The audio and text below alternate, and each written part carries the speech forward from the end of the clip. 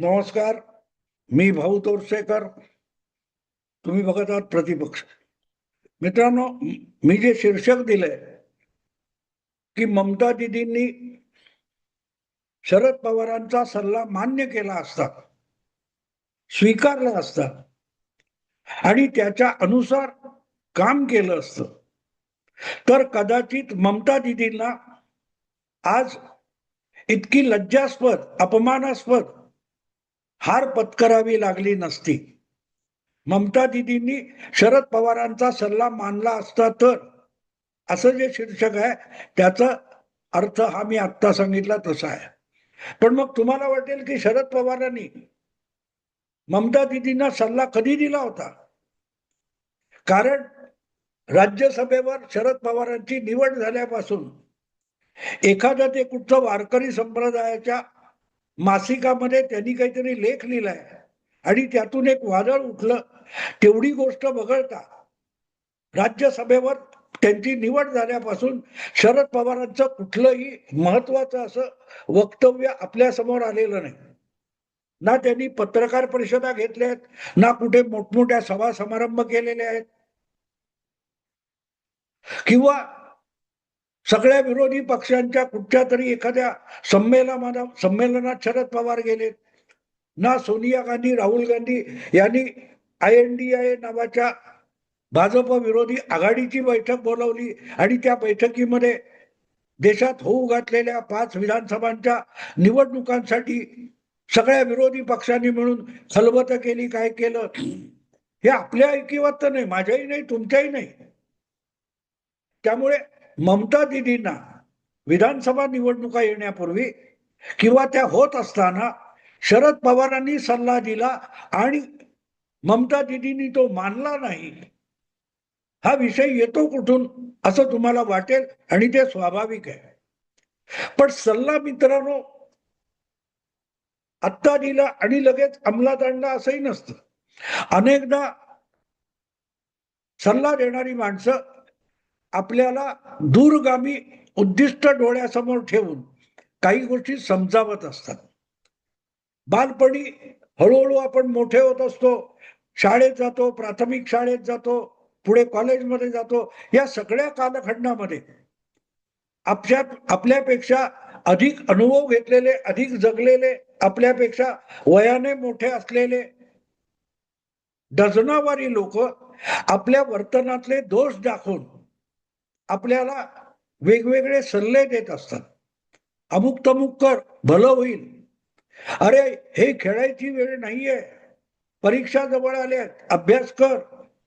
असं कोणही आपल्या कुटुंबातलं नाही, शेजार पाजारचं, परिचयातलं कोणही वडीलधार माणूस आपल्याला असे आगंतुक सल्ले देत असतो. आपल्याला ते अनेकदा आगंतुक सल्ले वाटतात. पण आपल्या वर्तनातली बेशिस्त ही भविष्यात आपल्या प्रगतीमधला अडथळा होऊ शकतो किंवा एखादी संधी गमावण्याची पाळी आणू शकतो. यात सदहेतून असे सल्ले दिले जात असतात.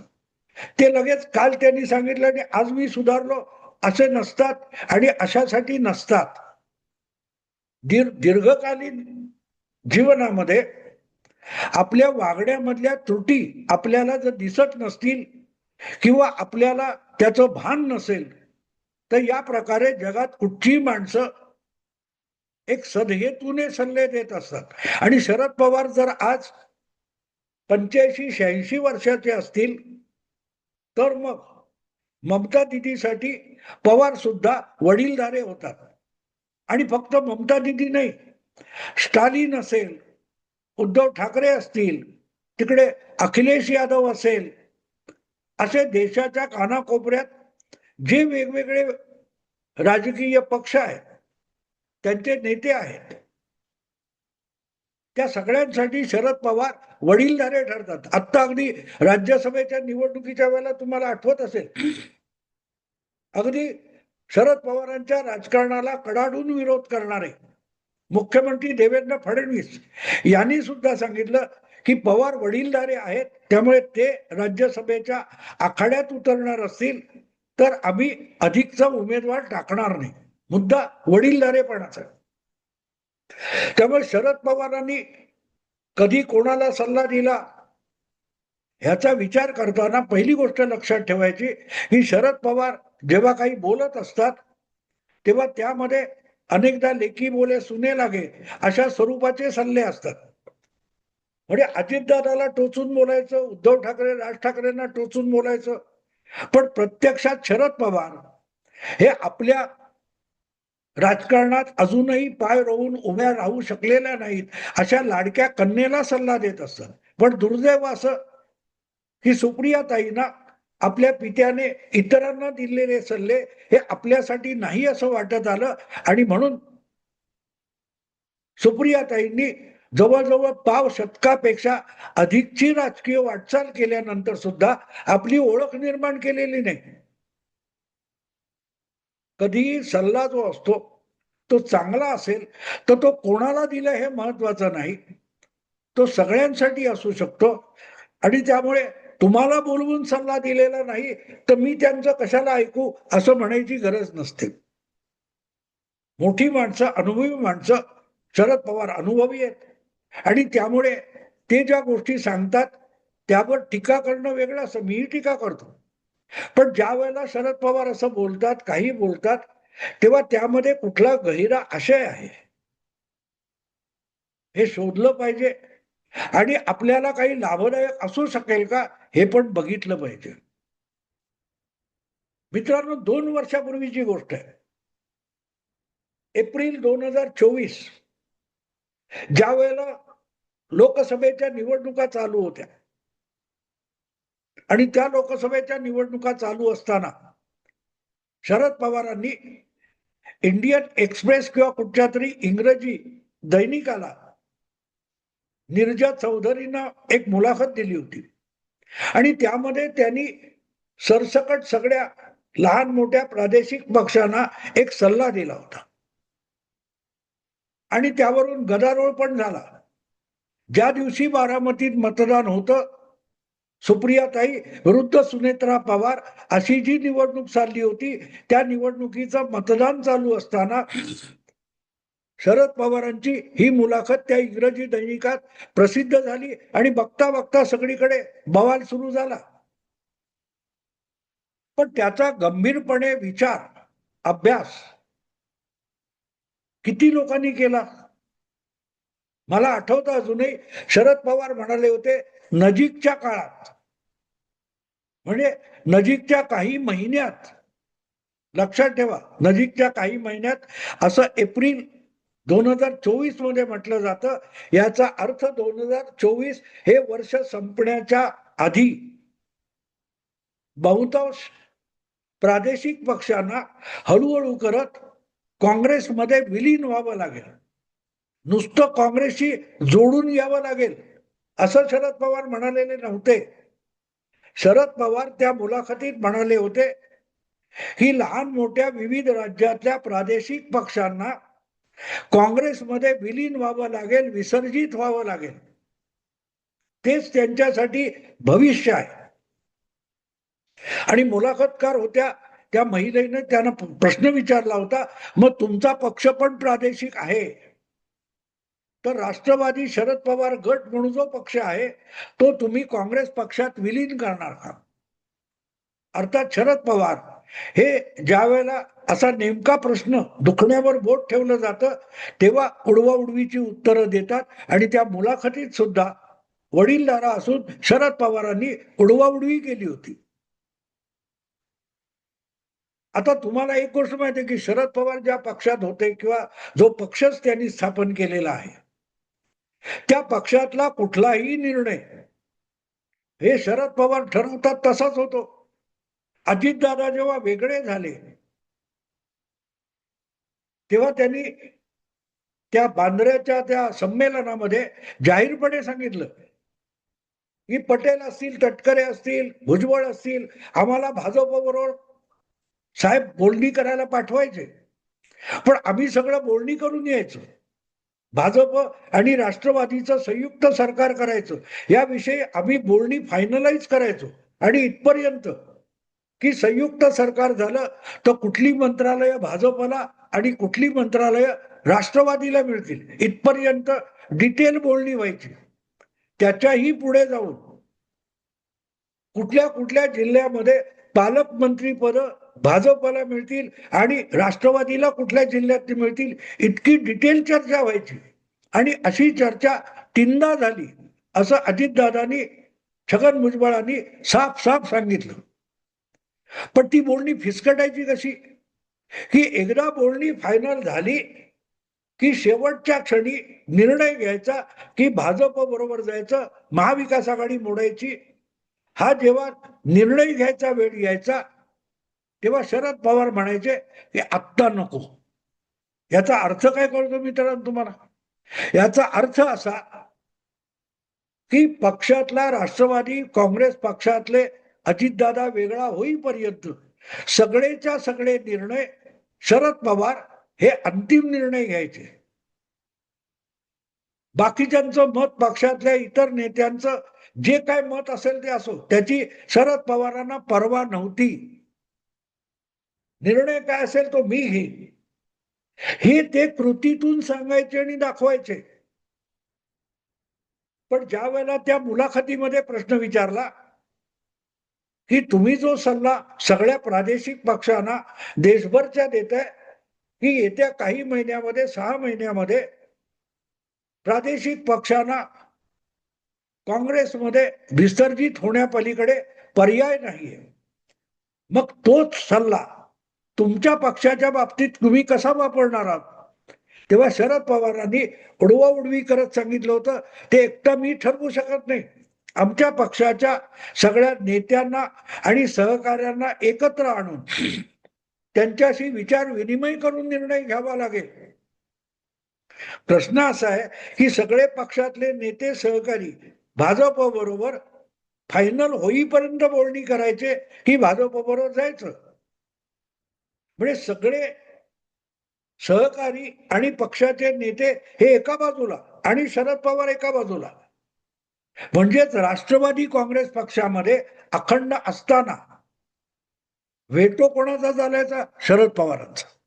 पक्षाने कुठलाही प्रस्ताव आणो, पक्षाने कुठलंही धोरण, नीती, नियम ठरवत, शरद पवार तो एक हाती पलटून टाकत होते. 2014 मध्ये शरद पवार यांनी विधानसभा निवडणुकीची मतमोजणी पूर्ण होण्याच्या आधी भाजपला बाहेरून पाठिंबा सरकारला बनवण्यासाठी देऊन टाकला होता. तेव्हा किती मित्र आणि सहकारी आणि नेते पक्षातले यांना शरद पवारांनी विश्वासात घेतलं होतं? नव्हतं घेतलं. पण असो, शरद पवारांनी आपणच दिलेला सल्ला मानला किंवा न मानला हा विषय बाजूला ठेवा. शरद पवारांच्या बोलण्यात आशय होता, हे विसरू नका. भले शरद पवारांनी त्याचा योग्य वापर, त्यांच्या डोक्यात आलेली भूमिका आणि विचार याचा योग्य काय तो उपयोग केला नसेल, पुढल्या काही महिन्यामध्ये त्यांनी आपला पक्ष काँग्रेसमध्ये विसर्जित केला नसेल, पण म्हणून ममता दिदी असतील, स्टालिन असतील किंवा आणखीन कोण चौटाला असेल किंवा अखिलेश यादव असतील, यांनी तसं करू नये असा त्याचा अर्थ अजिबात होत नाही. सल्ला योग्य होता. भाजप आणि मोदी शहांसारखं त्याचं नेतृत्व यांच्याशी टक्कर घेताना नुसती आघाडी करून चालणार नाही.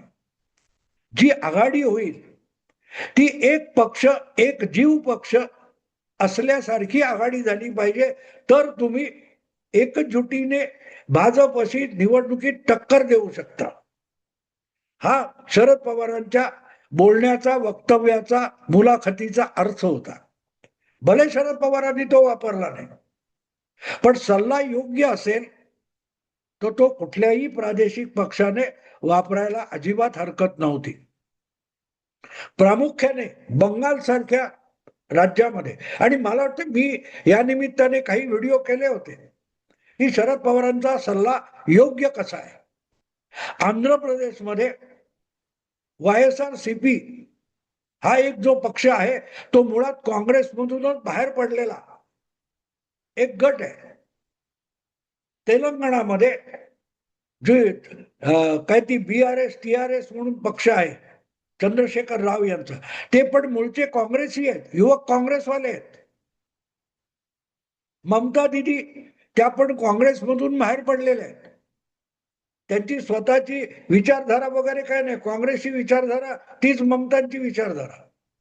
शरद पवार स्वतः काँग्रेस आणि नेहरूंची विचारधारेवरच आम्ही चालतो असं म्हणतात.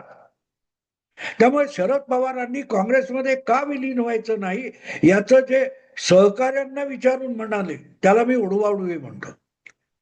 पण त्यांनी ममता दिदींनी काँग्रेसमध्ये सहभागी होऊ नये किंवा काँग्रेसमध्ये विलीन होऊ नये असं म्हटलेलं नाही. त्या झाल्या नसतील, त्यांची काही कारणं असतील आणि कारणं उघड आहेत. ज्या प्रकारे राहुल गांधी आणि गांधी घराणं काँग्रेस पक्षाला आपली पारिवारिक मालमत्ता मानतं आणि ती पारिवारिक मालमत्ता असल्यासारखं काँग्रेस पक्षाला गांधी घराणं वागवतं, तो सर्वात मोठा आक्षेप आहे. शरद पवार असोत, YSR सिद्वितो, जगनमोहन रेड्डी असो, चंद्रशेखर राव असोत किंवा ममता दिदी असोत किंवा त्याच्या पूर्वी खूप चरणसिंग असोत, चौटाला असोत, अशी एक एक मंडळी काँग्रेसमधून बाहेर पडली. त्याचं कारण नेहरू घराण्याचं अवास्तव वर्चस्व. पण मुद्दा तोच होता की आज जर देशाच्या कानाकोपऱ्यात काँग्रेसची मरगळलेली का होईना थोडीफार ताकद असेल आणि त्याला ममता दिदी, शरद पवार, जगनमोहन रेड्डी वगैरे सारखे लोक जर ताकद जुळवायला एकत्र आले तर त्यांची मतांची टक्केवारी ही 25-30% पलीकडे जाऊ शकते. भाजप आज इतक्या प्रयत्नानंतर सुद्धा राष्ट्रीय पातळीवरच्या निवडणुकीमध्ये 40% आकडा गाठू शकलेला नाही. अशा वेळेला काँग्रेसच्या विचारसरणीला धरून चालणारे छोटे मोठे पक्ष जर काँग्रेसमध्ये विलीन झाले, ममता दिदींनी आपला तृणमूल काँग्रेस पक्ष जर काँग्रेसमध्ये विलीन केला असता तर काँग्रेस आणि तृणमूल यांची एकत्रित ताकद आपल्याला बंगालमध्ये दिसली असती, जी 2011 मध्ये 2009 मध्ये दिसली. 2009 ची विधानसभा आणि 2009 ची लोकसभा आणि 2011 ची विधानसभा बंगालची, या दोन्ही वेळेला काँग्रेस आणि ममता दिदी हे एकत्र लढत होते आणि त्यांनी डाव्या आघाडीला पराभूत करून दाखवलं. भाजप आणि डाव्या आघाडीच्या ताकदीमध्ये फारसा फरक नव्हता. आज काँग्रेस आणि तृणमूल काँग्रेस हे महाराष्ट्रामध्ये एकत्र बंगालमध्ये एकत्र उभे राहिले असते, दिसले असते, लढले असते तर भाजपला एवढी मोठी झेप घेता आली नसती. ममता दिदी अटी घालू शकत होत्या की मी काँग्रेसमध्ये विलीन करेन, पण बंगालच्या काँग्रेसी राजकारणामध्ये राहुल गांधी किंवा काँग्रेसच्या हायकमांडने, गांधी परिवाराने कुठलीही ढवळाढवळ करता कामा नये. तर तृणमूल काँग्रेसमध्ये विलीन होऊन मोठ्या ताकदीने भाजपशी लढू शकली असती. आणि म्हणून मी म्हटलं की शरद पवारांचा तो सल्ला योग्य होता, ममता दिदींनी मानला असता आणि एक अट घातली असती की बंगालमध्ये गांधी परिवाराने यायचं सुद्धा नाही. इथली काँग्रेस ही माझी असेल. दिल्लीत मी गांधी परिवाराच्या काँग्रेस बरोबर खांद्याला खांदा लावून आज सुद्धा उभी राहते, उद्या सुद्धा राहील. पण बंगालमध्ये ममता दिदीचा शब्द चालेल, राहुल गांधींनी तिकडे फिरकायचं नाही ही अट घालून जर तृणमूल काँग्रेसमध्ये विलीन झाली असती तर ही 2026 ची निवडणूक आपल्याला वेगळे निकाल देताना बघायला मिळाली असती. असो मित्रांनो, आत्ता थांबतो. आवडलं लाईक करा, शेअर करा, प्रतिपक्षाला सबस्क्राईब करा. नमस्कार.